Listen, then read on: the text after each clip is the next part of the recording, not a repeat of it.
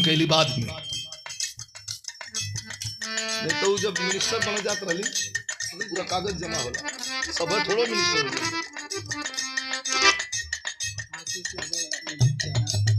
आशीष यादव कौन म्यूजिक है?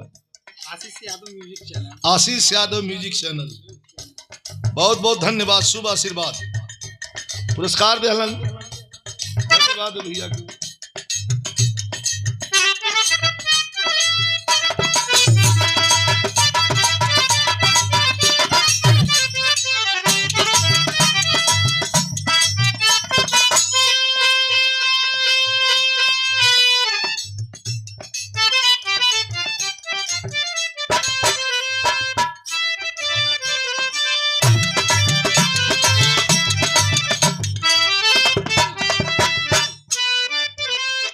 कबो गुरु जब पिनकारला तो लगला कि मन्नान का किलाट बजे था।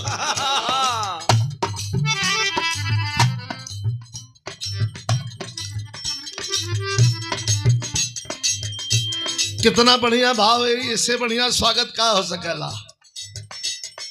रहुआ के पहुआ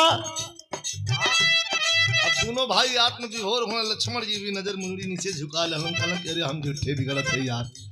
सखी सलेहर के आंख में आंसू हो, सीता जी मंद मंद मुस्कुराते हैं, अब भगवान राम के इशारा इशारा में बतावत हैं कि ये लोग हमके छोड़ल ना चाहते हैं, हमार बचपन का लोग सहेली हो, आशीर्वाद दे दा, मन ही बोलत ना है।